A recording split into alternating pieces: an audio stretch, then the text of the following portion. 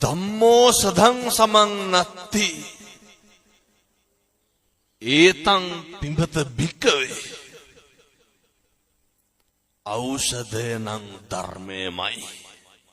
ඒක පානය කරන්න තිබ්බේ නැද්ද අපේ තථාගතයන් වහන්සේට එදා දීපංකර පාදමූලයේදී නිර්වාණය සාක්ෂාත් කරගන්න තිබ්බේ නැත්? තිබ්බා. කවුරු වෙනුවෙන්ද කැපකිරීම කරේ?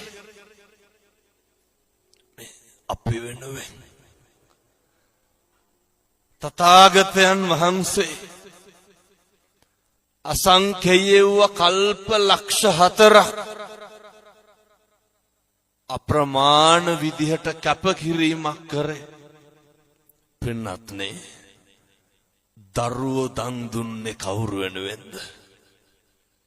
අපි වෙනුවෙන්. හම්බෙච්ච මහා රාජ්‍ය දන් දුන්නේ අපි වෙනුවෙන්. බිරිඳ දන් දුන්නා අපි වෙනුවෙන්. මං මෙහෙම දේශනා කරන්න හේතුව තමයි ඇස් ඉස්මස්ලේ ගලවලා දන් දුන්නේ අපි වෙනුවෙන්. අපි මොකක්ද ඒකට හරියන්න කරන්නේ? එච්චර දේවල් කරලා චතුරාර්ය සත්‍ය ධර්මය අවබෝධ කරගෙන